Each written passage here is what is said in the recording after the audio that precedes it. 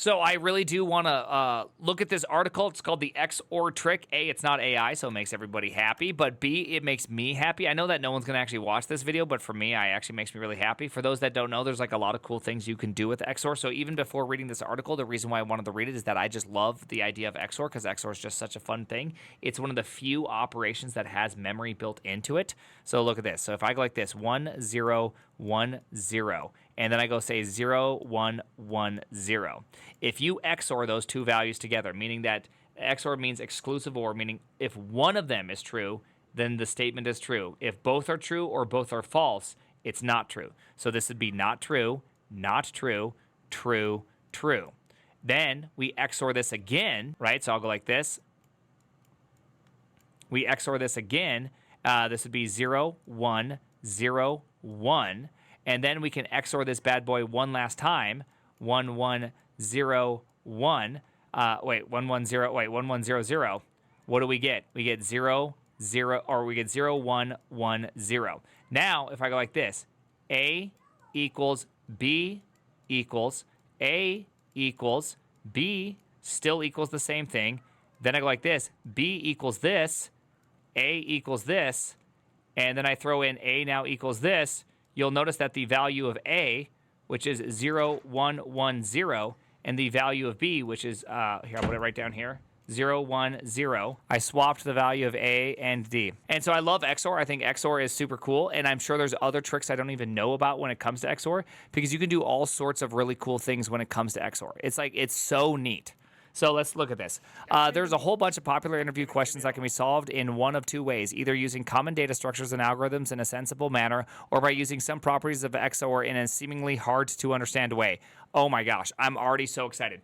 This is so exciting. Well, it seems unreasonable to expect, because one time I wrote, what's it called? I tried to write in 20 minutes in C a linked list that only uses XOR. Almost got there in 20 minutes. It took like 22 minutes, but you can write a linked list, a doubly linked list, using just XOR. You can XOR in memory, you can XOR links, you can do all sorts of fun stuff. What are the practical use cases? To make whiteboard interviewers feel dumb. Okay, that's the goal. You go into a whiteboard interview and they're like, hey, why don't you do this doubly linked list? And you're like, I got that. I got you a doubly linked list. And then then you just throw in A equals A XOR B, B equals A XOR B, A equals A XOR B, and boom, you have yourself two swapped pointers.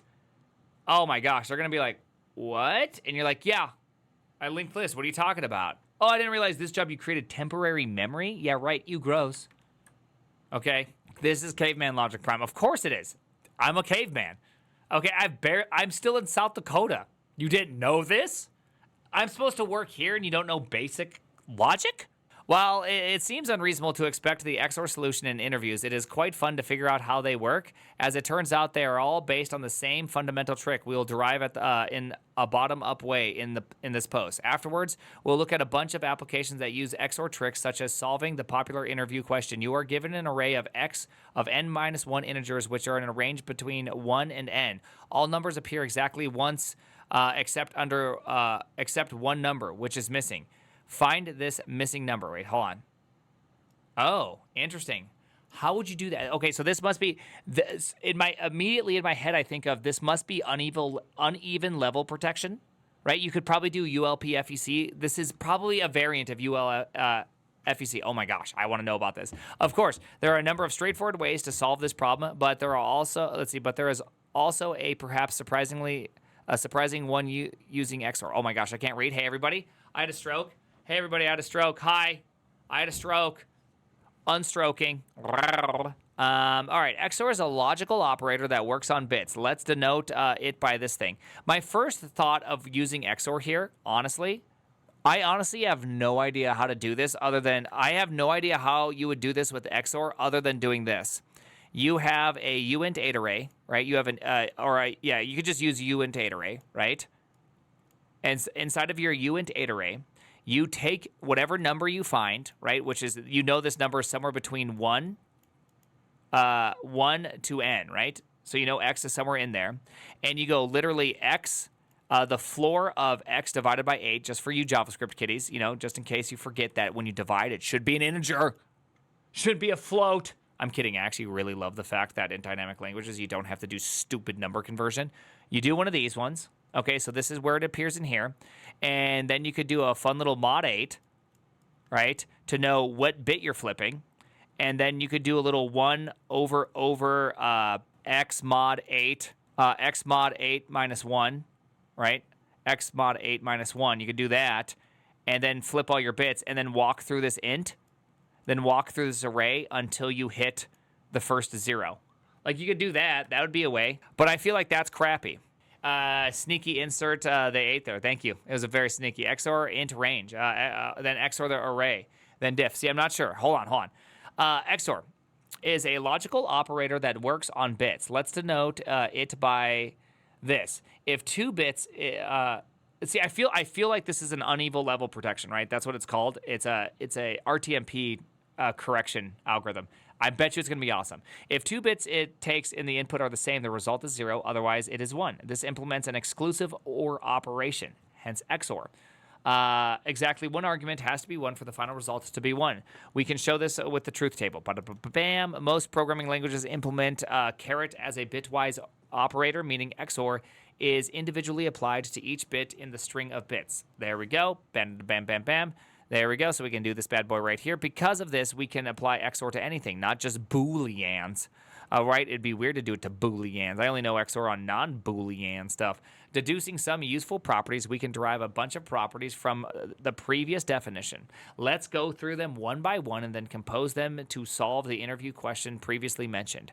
XOR and 0. XOR 0 equals X. Yes, this is the base argument. In fact, if I am not mistaken, I feel like this is like the first this is like the first thing you learn in Hacker's Delight. I feel like I need to reread this.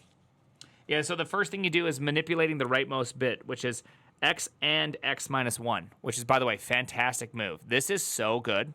This is such a cool little trick, even this little bad boy right there. Super, super cool. Hacker's Delight. I love that one. And it's actually useful in practice. Yeah. X and x minus 1 is like actually a super useful thing. Let's see. XOR on the same argument. It's 0. That makes sense. That's why if once you do the same value twice, it sets everything to 0 and screws everything up. That's the one weakness of XOR. Intuitively, this means that if we apply XOR to the same arguments, they cancel each other out. Commutatively, XOR this one commutatively, XOR is commutative. Meaning that we can change the order and it's still the same thing. That makes perfect sense. You can just see that by the way it is. You can tell it's a yellow aspen by the way it is.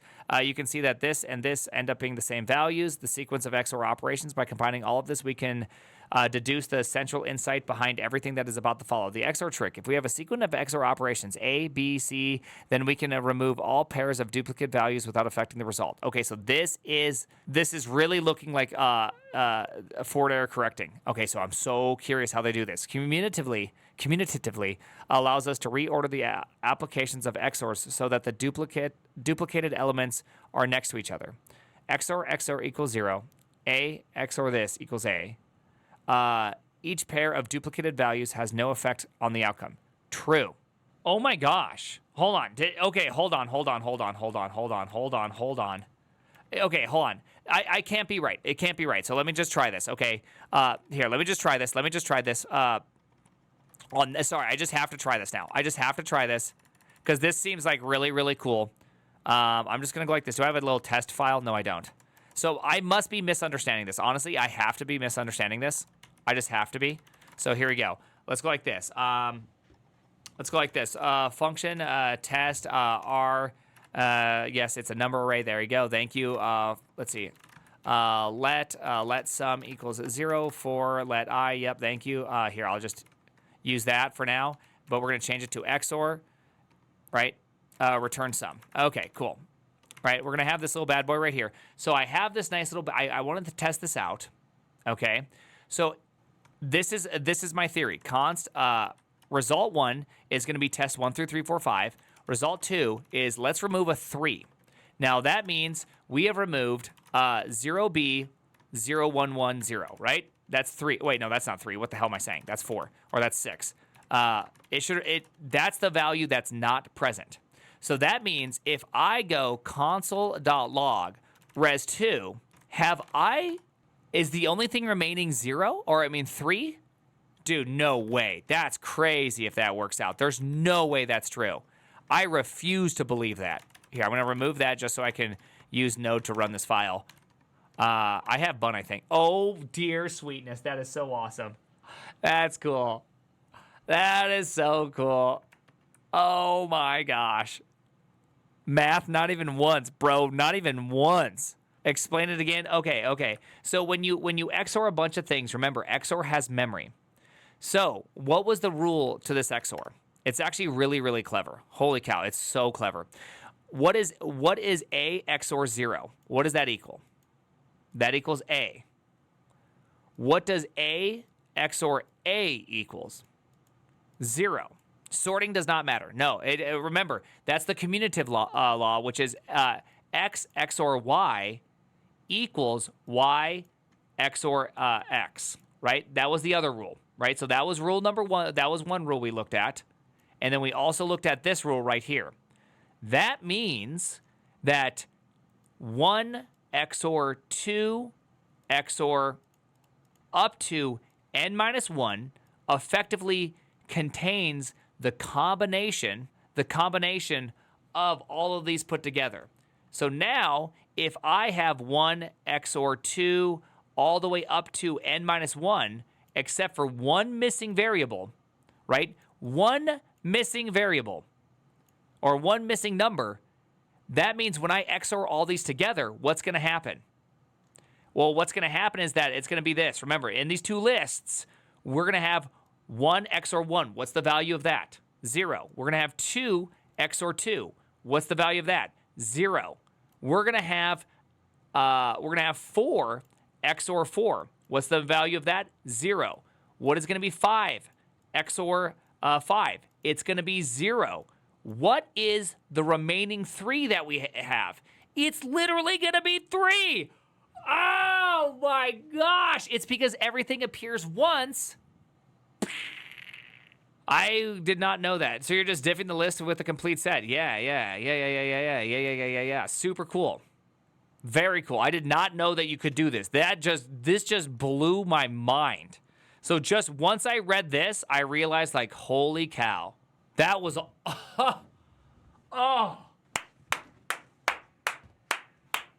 dude, I love that. Oh my goodness.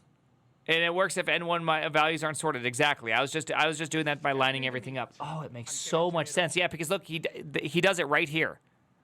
Right? Because if you take two lists with the same values in it, you actually get AA, you get BB, and then you only have a C remaining, which is the same thing as this, which is the same thing as that. All right.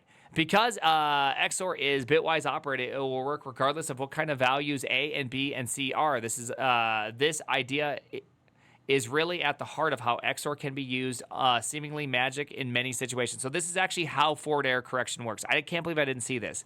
This is literally forward error correction. That's why I called this out. So how forward error correction works, if you're ever curious about it, look up ULP, FEC, XOR, right?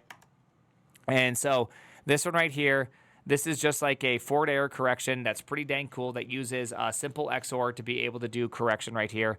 And so what it does is it effectively, you can take a series of frames, a series of packets, XOR them all together, and you can send down a singular packet that is the XORing of all those other packets. That way, if one packet is missing, you can effectively recover that packet by XORing everything together. You'll get the final packet back out. And so it's called so you can do it to certain levels of your media to be able to protect it. When I was doing it, I actually had to write a test and write a harness to be able to test this inside of Netflix's gaming stuff, which I'm shocked that I did not know. I'm such an idiot that I could not solve that. Dude, can't believe I didn't even know that. Dude, XOR Dev, how great is it that you do shader stuff? You're a dev, and then you just ran into all this randomly. Hey, if you ever do stream, due to the serendipity of this situation, if you do stream, I will raid your stream. You just long as you can do it during a time that I am doing. What if you're missing 2 packets? Then you can't recover it. But if you do 2 packets of FEC, then you can recover it. Oh, this is so funny. What a funny day. All right, application 1, swap in place. Before we solve a problem of finding the missing number, let's start with a simpler problem. Swap two values with x and y in place. I already just showed this, right? X, Y, X. There you go. You can do that. That seems a bit mysterious. It actually makes perfect sense because, oh, nice. I like the diagram that they have, which is going to be this right here. That's fantastic. So we've already seen this, so we already understand this thing. I wanted to offer FEC. Oh, well, thank you. So FEC basically doubles memory cost. It doesn't double memory cost because you only send down one packet. Let's just say that when you're sending down real-time video, if you're sending down real-time video and this one frame has, say, 3 packets of UDP that need to come down, you can send down additionally a singular packet of FEC. You'll notice that if you do a SDP, which we learned about SDP when Facebook was monitoring everybody's traffic. Remember when we talked about SDP, Stream Description Protocol? Remember that? Remember that? Remember that fun times? When Facebook was taking advantage of the Android operating system? SDP, Stream Description Protocol, will have things that actually tell you about how this stuff works. And one of them, I think, is something like, it looks like video. It's like video/FEC, right? And what this means is that you have a channel that's the video forward error correction layer, and then you have this one. So that way, if this thing is missing, all you have to do is, if this is A, this is B, and this is C, and this is the FEC of this packet, we'll call this FEC 0. If you just do A XOR C XOR F0, this would be the equivalent of doing A XOR C XOR XOR A, oh my gosh, XOR B, I'm running into my keyboard, XOR C, which, remember, C and C, that makes 0, A and A, that makes 0, so what is left? B. 0 FECs given. You should have at least 1 FEC given. Okay? Brothers, we need 1 FEC given if we're going to do this. Love this. The fundamental insight here is that having X or Y, X XOR Y in one register, and X in the other allows us to perfectly construct Y. Once X XOR Y is stored, instruction 1, we can just put X in the other register, instruction 2, and then use it to change X XOR Y to Y. Application, finding the missing number. Let's solve this problem posed. By the way, we already know the answer to this post. I just want to read through the article because I think I'm just super stoked about the article. I want to see if there's any other insights I don't know because this was awesome. I'm like super stoked about this. I absolutely love this. I'm like this makes me super happy. Let's finally solve the problem posed at the beginning of this article given an array of this one. Let's see. All numbers appear exactly once except one number, which is missing. Find the missing number. Of course, there are many straightforward ways of solving this. My default mode would be just use a map, right? I think that's everyone's default mode is just use a map because that's easy, right? But we set out to do it using XOR. Someone's asking what's the runtime of this. Obviously, the runtime of this algorithm would be 2n, right? It's just 2n, which is fantastic. So that's pretty good, right? 2n. With nothing else. Yeah, a map, a set, they're the same thing, okay? A set is just a special case of a map, right? You're still doing hash lookups, right? Theoretically, hash lookups. Let's see, of course, there are many straightforward ways of solving this, but I did set, let's see, sorry, someone distracted me with a very large message that was just, Stormy Daniels, shut up. From the XOR trick, we know that having a sequence of XOR statements mean we can remove all duplicate arguments if we just XOR all the values in the given list. However, we cannot apply this trick because there are no duplicates. Right? There we go. And note that A minus 2 is the last index of this many elements. We can additionally, is to also XOR all the values between 1 and n. True. This will give us a sequence of XOR statements where elements appear as follows. All values in the given list now appear twice. Once from taking all the values, once because they are in the original list. The missing a value appears exactly once taking all the values between 1 to n. There we go. So this is literally, so I did call this at the beginning. This is literally forward error correction. I thought it would be forward error correction. Holy cow, that's super cool. There you go. They're just going to do that one. Generalizing this beyond integers. Okay, I want to see this. While working with integers 1 to n so far, this is not required. In fact, the previous algorithm works in any situation where there is some set of potential elements and a set of elements actually appearing. The set may only differ in one missing element. This worked out nicely for integers because the set of potential elements just corresponds to the elements from 1 to n. One could imagine applications where elements are not integers 1 to n. A set of potential elements are person objects, and we ought to find one person missing from the list of values. Oh, we have a missing persons report. I would have gone with media. This is really where media takes place. We're watching Twitch. What do you think Twitch is doing on the back end? We're XORing. They could be Reed Soloming, but they probably are XORing. The set of potential elements are all nodes in a graph, and we're looking at a missing node. The set of potential elements are integers in general, not necessarily from 1 to n, and we want to find the missing integer. Arithmetic operators instead of XOR. If the algorithm still seems a bit magical, which I hope it does not, it might help to think about one could achieve the same result using arithmetic operators. Oh, yeah, you could probably just add them all together, right? Yeah, you can just add them all together and subtract them all out, and boom, you got it. Okay, that makes sense. And give it to me raw. Yeah, that's cool. Yo, bro, that's like that. Hey, bro, that's really cool. You could do this with one loop, couldn't you? Well, wait a second. If you find missing, you could do this with only one loop. Okay, since we're here and we're going to try to make this faster, let's make it faster, okay?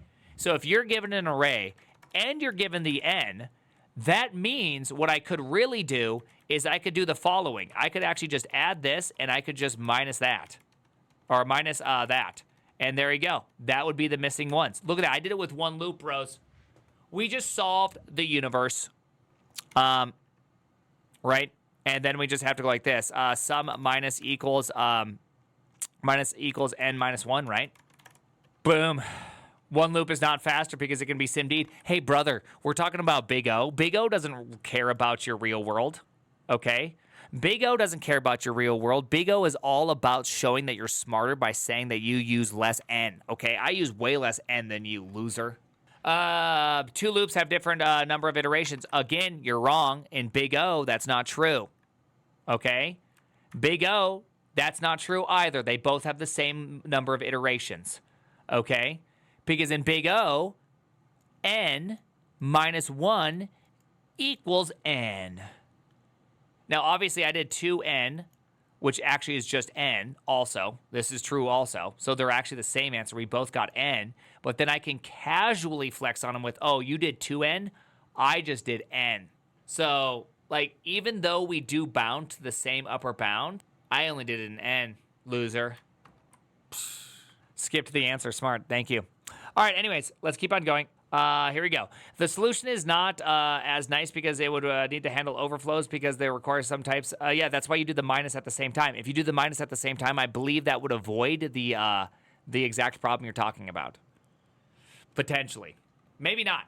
I guess if you had a bunch of, if you did technically do it from 2 to the 32 and you had an inversely sorted array list, you'd overflow. Yeah, okay, fair. I'll accept it. Fair. Because it requires a type of elements to support with plus and minus with certain properties. It, however, has the same logic of elements canceling each other out because they appear in a certain number of times. Yes. Application finding duplicate number. Here's where it gets fun. We can apply the exact same solution to a similar interview question. You are given an array of n plus 1 integers, which are in the range between 1 to n. All numbers appear exactly once except one number, which is duplicated. Find its duplicated number. Oh, okay, hold on. Yeah, you do the exact same thing twice, right? Yeah, you'd had to XOR it twice, and boom, you're the exact same solution. Yeah, I just wanted to think through that just to make sure it was the exact same solution. All right. Anyways, the duplicated value appears 3 times, right? That's right. There you go. That's why it works. Exactly, because it appears 3 times. Let's see. As previously, all the duplicated elements cancel each other out. This means we are left with exactly what we are looking for. The elements that was duplicated in the original array, the element appearing 3 times combined with XOR reduces to the same element, right? There we go. Bada bing, bada boom. Okay, this is awesome. Okay, what's this one? Finding 2 missing duplicated numbers. It turns out you can take this even further. Consider the following slightly more difficult problem. You are giving of n minus 2 integers, which are in the range of 1 to n. All numbers appear exactly once except for 2 numbers. So I forget how to do this, but I know that you need 2 forward-correcting bits to be able to do this. As before, the problem is completely equivalent when looking for 2 duplicated numbers instead of 2 missing numbers. I'm pretty sure you could just... I'm curious how they do this. I'm sure you've guessed it, but we'll stick with what worked before and start exactly the same way. I actually can't think of how you'd solve this off the top of my head.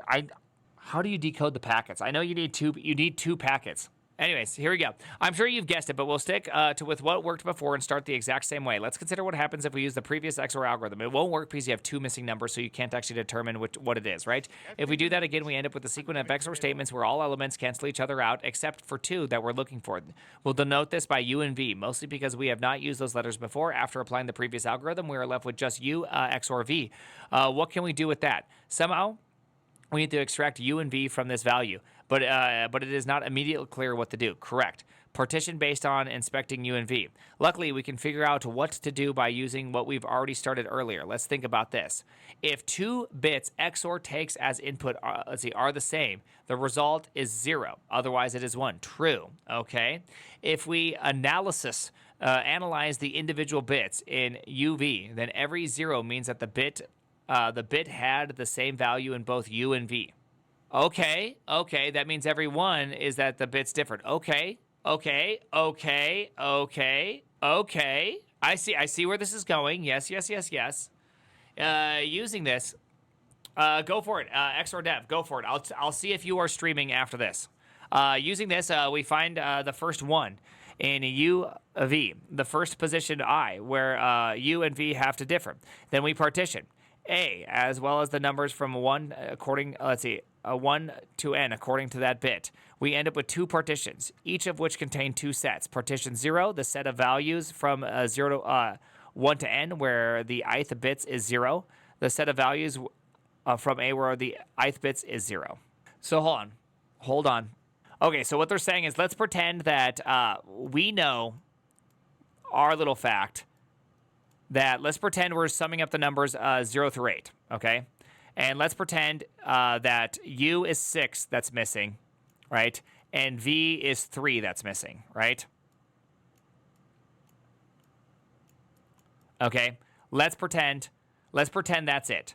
That means our value that's coming out is going to be UV, right? Which is going to be 0, 1, 0, 1, right? And so what we're saying is we're going to build a partition based off the first 1 right here, the leftmost 1. I believe I got that correct, which means that we'll have a partition that is going to be numbers that are starting at this high value and numbers and everything else. That means we're going to have 2 effectively forward error correction packets that are going to look something like this. That we'll have, what is that? That's 1, 2, 4. So we're going to have 4 and higher, so that'd be 4 through 7 on this side, right? That'd be this side. And then we're going to have 3 through 0 on this side, right? Or I guess it's technically 3 through 1, right? And that's our 2 partitions in which we should be able to suss everything out with that, right? So I feel like this, am I understanding the partitioning correct? Right? Partition 0, the set of all values from 1 to n where the ith bit is 0. The set of all values, hold on. Using this, we find the first 1 in UV in the first, okay, so it's the rightmost. So we actually do the rightmost, right? We're doing the right, is that what we're doing? We're doing the rightmost bit? Because if we're doing the rightmost bit, we can do the old trick of, right, of x and x, oh my gosh, minus 1, right? I'm pretty sure we can do that. Right, so I'm pretty sure you can just do that to get the rightmost bit. It's the the least significant bit. Yeah, I think it's the least significant bit. That's what he means by doing it this way. Okay. Since U and V are different position I, we know that they have to be different in different partitions. True. Reducing the problem. Next, you can use another insight described earlier.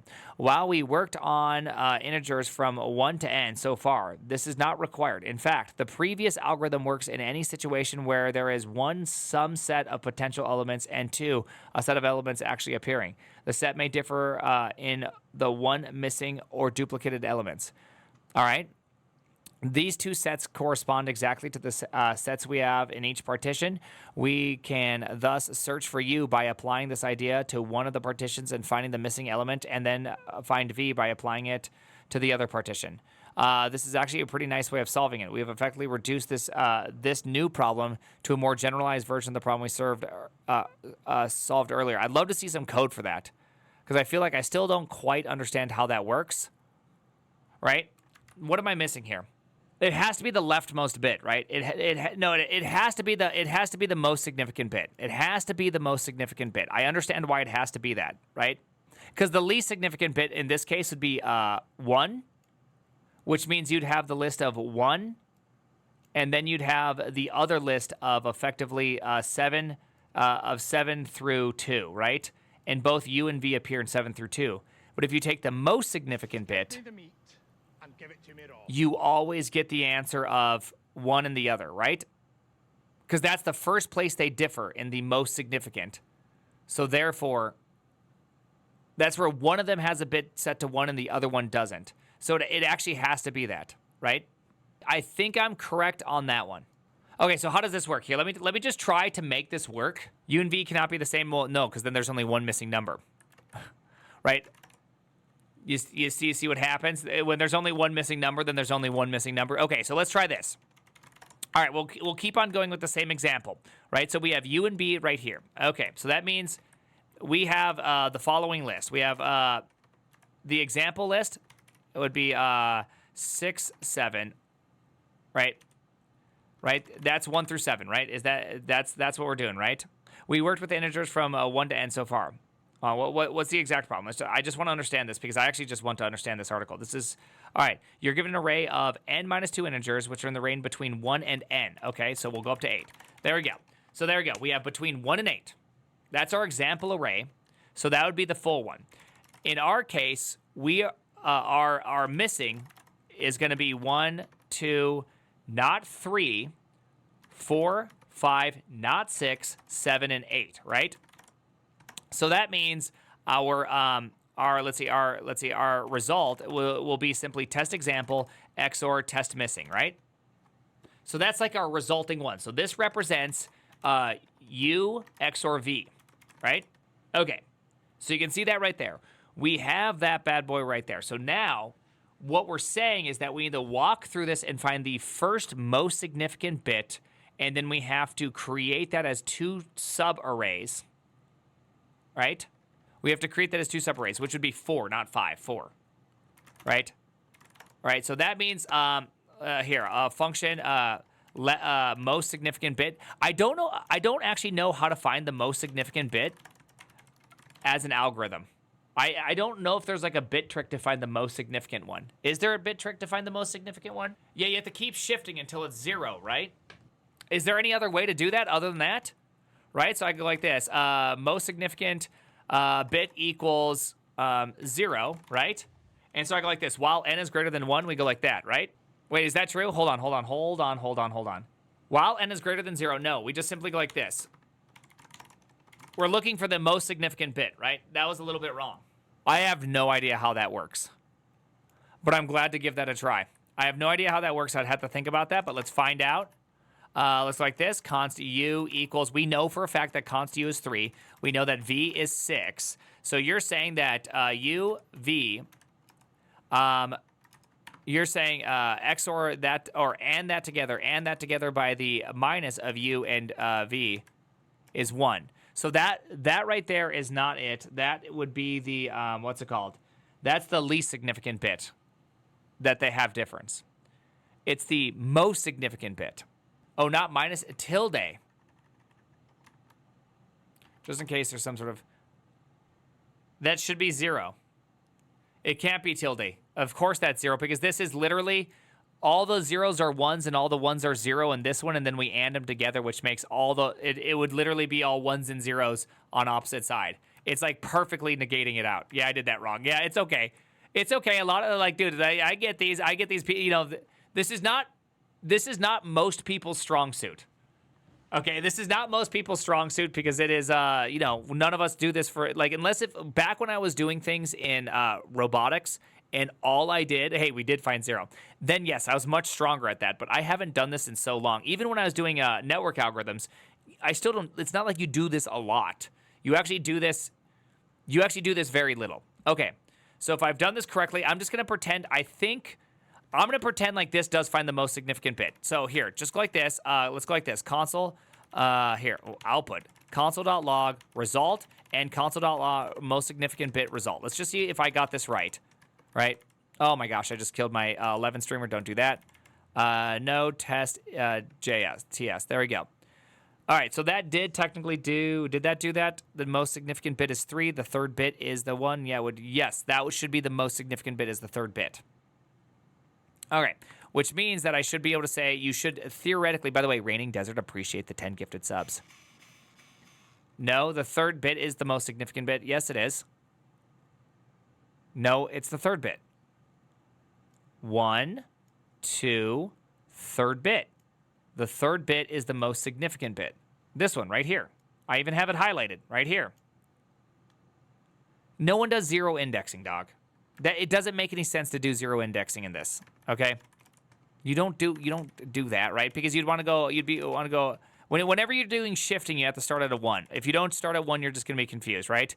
So you do something like the other way around. 2 to the power of the math. Right? Which should be 8. Right? So that's the value we're looking for. Is that 8? Or am I wrong now? Oh, you're right. It is -1. Okay, yes. It's the third bit. It's the third bit. Okay, you're right. Hey. Hey, you're right. Okay, you're right. You're right. So it would be okay, I'm gonna forgive myself because I love myself. And I still think I'm a genius and you're an idiot. Wait. Oh, that's because I double powed it. I was like, wait, what? Chat, you're still stupid, but I love you. All right, so yes, there we go. So 4. That would be that's like the actual number because, here, let's go like this. If I go 2 string 2, there we go. And then go right here. If I do that, you can see that right there. There we go. 001. Most significant bit. Let's go. Feel sometimes wrong, but admits it a gen. Sometimes wrong. I'm wrong. Still think you're an idiot though. But I'm wrong. I'm wrong. Okay. I'm wrong. I can't do math. Dude, I cannot do math. Okay, so this seems right. All right, so now that we have that, that means I should be able to partition this table, right? Let's see. Partition R on N, right? And so what that's going to do is that's just to make this easy, we're going to go like this. R slice up to N, and then from N to this, right? We would effectively do that. So I'd go const AB, partition this one, right? That would be technically what I'd want to do, right? So now this gives me the A partition, and this gives me the B partition, correct? Give me the meat. So now, how do I figure out where to go from there? That's what I don't understand is, okay, so now I have the 2 partitions, right? So I should be able to go like this, console.log A and B, right? There you go. You can see the 2 partitions, right? And it's true. V exists in here. U exists in here. So we did do this correct. We have partitioned the table accordingly to split these 2 away. So does that mean I got to go something like, what is console.log test A XOR result? Test B XOR result. I don't know what those are. 1 and 9. Okay. I'm getting further away. Shouldn't 4 be the upper bound? Yeah, I think I'm off by 1. I think the partition is off slightly. But it's 1 based, right? Because 1 is the lowest one. So it's 0, 1, 2, 3, 4, 5, 6, 7, 8, right? All right, hold on. Okay, how do I do this? I'm confused as to how do I do the final step of this problem? All right. What's the final step? Reducing the problem. Okay, hold on. The set of all values where A is the ith bit is 1, yes. Okay. Since U and V different position in position I, we know that they have to be different in partitions. Correct. Next, we can reduce another insight described earlier. While we worked on integers 1 to n so far, this is not required. In fact, the previous algorithm worked in any situation where there is 1 set of potential elements and 2 sets of elements. Let's see, and 2 a set of elements actually appearing. This set may reduce or may only differ in 1 missing duplicate element. Okay, so how do we do this? Hold on. Let's just think about V again for a second. So if V equals 6, right? And what we have is we have the total, which has 1 through n, right? Which has 1 through 8. And then we also have 5 through 8. Wait a second, so this would be partition B. Hold on. Does that mean A equals 1 through 4, right? Hold on. Look at that 4 go. Okay, 4. That means we can take result XOR A XOR UV. Is that true? Because that would be, that's 1 through 8, right? XOR'd with 1 through 4, XOR'd with U, XOR'd with V, right?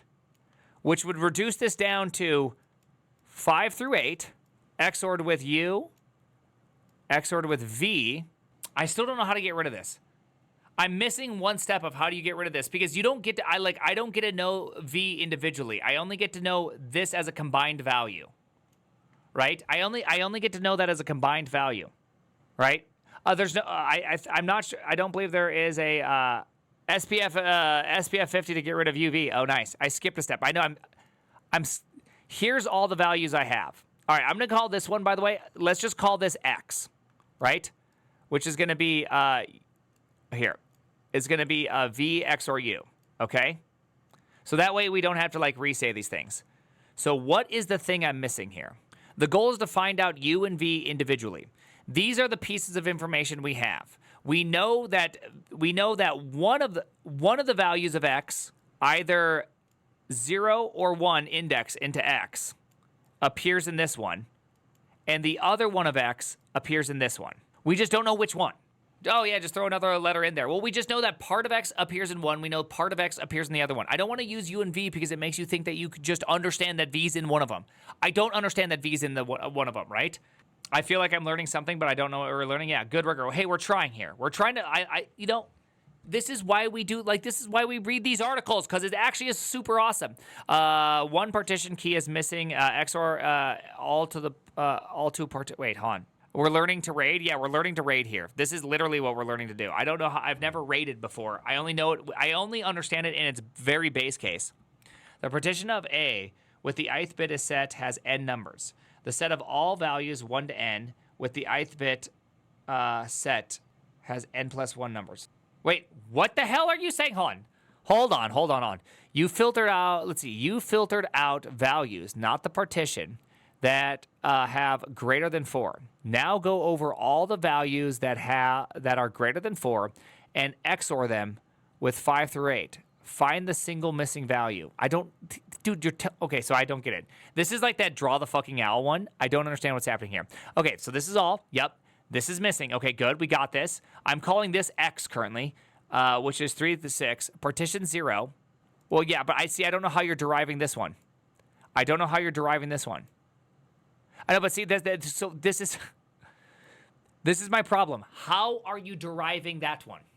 Right? How are you getting that? You're just like, dude, you just have the set that has it. I'm just like, but ¿por qué and Maria? Well, yes, no, I get that. It's this. I'm not saying that filter. Look, I see that filter right here. It's this one right here. How did you derive that one? Right? Maybe I could be an idiot. Find missing. Oh, gosh, you had to do it in Rust, didn't you? You just couldn't help it. Way too horny. All right. Set total. All right. There we go. All right. So that's a find double missing. Okay. Set total. All right. A XOR B. Find missing. Okay. So this is what I'm calling X. The least significant bit. Okay. So you're going to do the least significant bit. Okay. That's fine. Partition set of this one. Okay. So you're actually filtering based on. Okay. Okay, hold on. Oh, shit. Oh, and shit. All right, okay. Okay, so hold on. Function, we'll call this thing create. I'm not really sure what to call this thing other than create XOR from mask, right? Right, and here's n and the mask, right? So this will be the... Because I assume we can go the other direction. Because you're doing it with 0, I assume you can also do it with 1. So what's happening here? Okay, so this right here would be the you're getting the least significant bit, which is kind of a funny way to do the least significant bit. Or no, wait, never mind. That's not the funny way. That is like literally the way to do it. Right? I just showed that one. Yeah. Or no. Wait, hold on. Let's see. This formula finds let's see, in later step, this formula turns off. Oh, this turns off the right onemost bit. That's how you find the one rightmost bit. Okay, yes, that makes sense. Okay, so you're going to find the rightmost bit, the least significant bit. By getting the least significant bit, you then take the set of provided values and you get every provided value that does not have that bit. That means you know you're getting one of the two values out of here. Then you're going to go to the total set of numbers and get all the numbers that also does not have that bit, which means okay, so this is what I was missing. Oh, okay, that makes way more sense. This makes way more sense. Okay, so what's happening here? Okay, so I see this. So if you think about this, that means, here, we have 0, 0, 0, 1. We have 1, 0. We have 1, 1, right? We have 1, 0, 0. Oh, man, this is going to take a while to write. Here, what am I doing? I'm going into Vim. This is stupid. I have 0, 0, 0, 1. We have 1.